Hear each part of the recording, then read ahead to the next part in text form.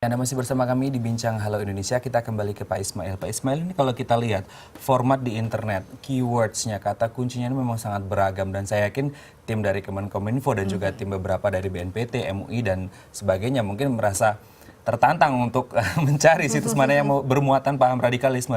Seperti kita lihat bahwa beberapa situs yang kemudian sudah diblokir oleh Kemenkominfo adalah seperti kupastajam.xx, kemudian metromininews.xx yang tidak ada kaitan sama sekali Betul, ya? dengan radikalisme. Nah, kemudian bagaimana cara menelusuri sampai sedetil itu, Pak?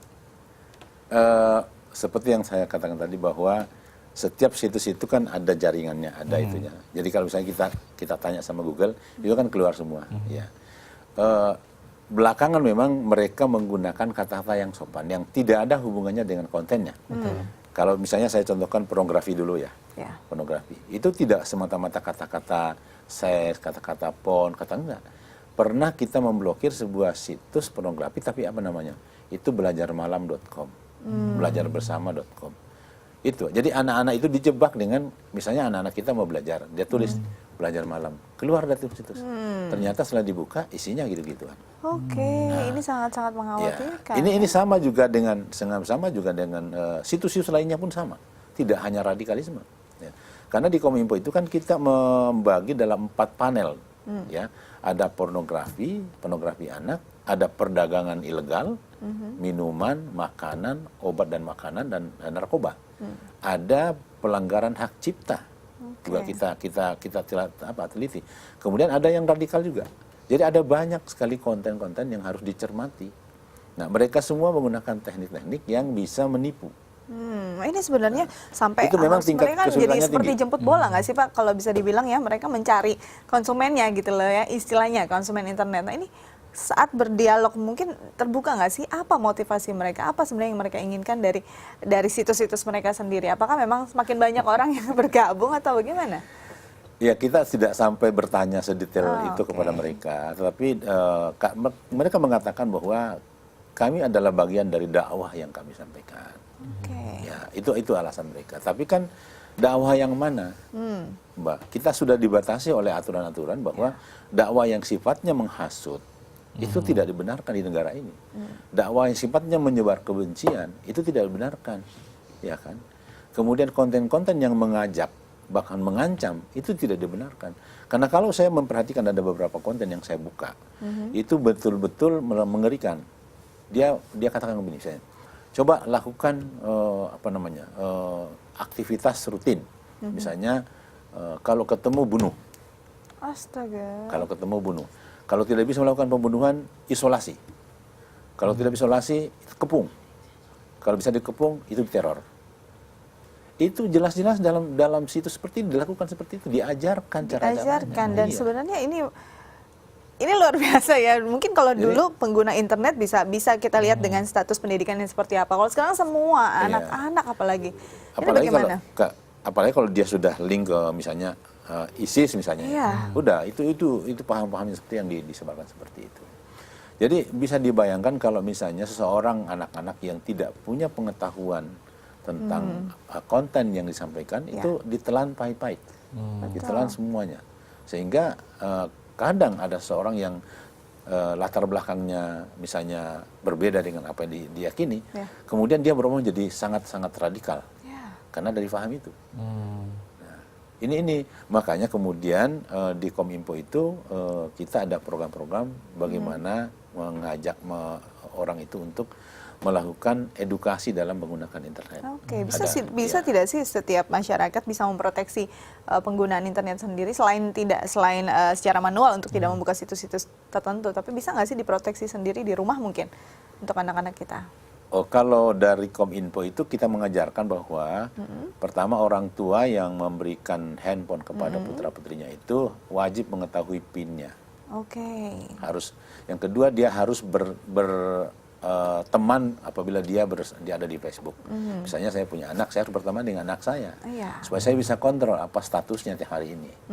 Kemudian kalau kita memasang internet di rumah itu hendaknya tidak memasang internet di kamar, harus di luar di ruangan yang memang bisa layarnya bisa dilihat. Ya. Kemudian melakukan pengecekan rutin. Ya. Situs Tapi yang apa saja paling dibuka penting ya? adalah orang tuanya harus paham dengan teknologi. Betul. Yang terjadi adalah anaknya paham, orang tuanya kagak. Nah, itu dia permasalahannya. Dan itu ini jadi permasalahan banyak orang karena Betul. kadang-kadang anak jadi lebih pintar Ya, daripada ya. orang tuanya ya. Dia lahir di generasi TI dan kita lahir di generasi yang itu. Oke, nah, ini sebenarnya tanggapan masyarakat sendiri tentang tindakan Kemenkominfo untuk memblokir situs-situs radikal seperti apa? Kita saksikan dalam tayangan berikut.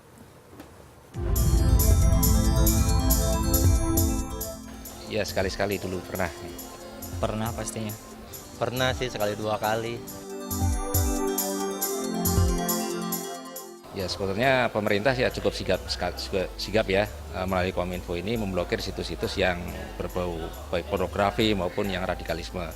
Cuman terlalu terlalu mudahnya membuat akun pribadi ataupun situs itu yang membuat selalu bermunculan, satu ditutup ada lagi, satu ditutup lagi ada lagi. Nah itu yang kemungkinan yang selalu lolos adalah hal-hal yang berbau negatif maupun pornografi maupun radikalisme yang akhirnya lolos bisa terbuka oleh masyarakat.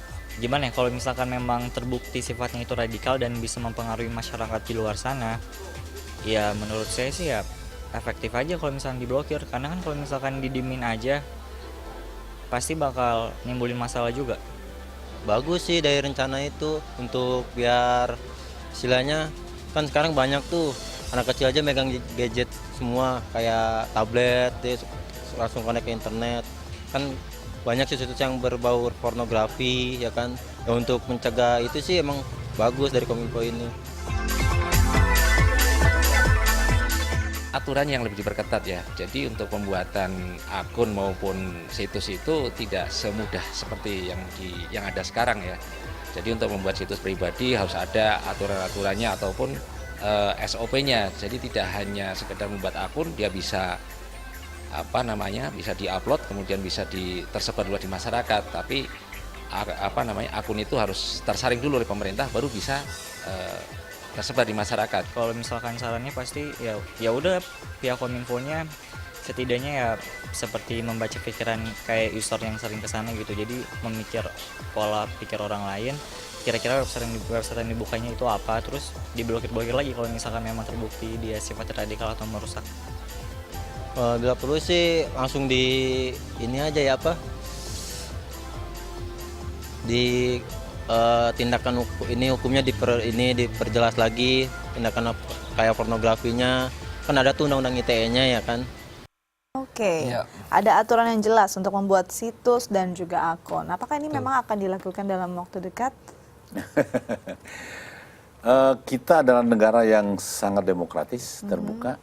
Undang-Undang Dasar 45 memberikan kebebasan kepada setiap warga negara untuk berkomunikasi, mencari informasi, menyebarluaskan informasi.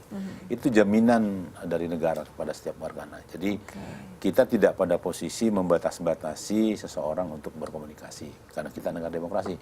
Beda misalnya kalau di Hong Kong, di Cina, karena mereka di dalam memfilter konten yang masuk ke negaranya, mereka mempekerjakan puluhan ribu orang untuk memeriksa, memfilter, baik yang radikal maupun yang tidak sepaham dengan negara. Tapi Indonesia tidak.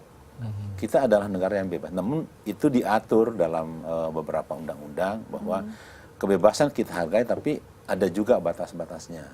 Seperti itu. Kalau mereka membuat akun dengan menggunakan misalnya Co-ID atau Go-ID, itu gampang kita cegah, gampang kita bisa telusuri. Tapi kalau kemudian mereka menggunakan .com, itu kan akun yang posting di luar, servernya di luar, global, tidak bisa. Mau dibatasi nggak bisa karena teknologinya itu memberikan kemudahan untuk itu. Mau dibatasi luas, ya? Tidak boleh. Kita tidak boleh membatasi orang-orang untuk hanya bisa diatur. Ya. Misalnya gini, orang kalau mau membuat email kan dia harus membeli nomor handphone dulu, ya kan? Nah, mulai penertiban nomor handphone kita sudah lakukan kemarin. Jadi kalau misalnya ada seorang yang dikenali untuk ditelusuri, itu tidak susah. Bisa saja. Oke. Jadi memang pencegahannya juga sudah dilakukan walaupun memang ini negara demokratis yang Betul. memberikan kebebasan Betul. setidaknya masyarakat kebebasan berkomunikasi tidak mengganggu kebebasan orang lain ya Pak. Betul. Terima kasih untuk kedatangannya di Halo Indonesia. Sukses terus dan semoga makin banyak situs-situs radikal yang bisa diblokir ya Pak ya. Terima kasih. Baik, Sama-sama. kita masih punya banyak informasi menarik, tetap bersama kami di Halo Indonesia.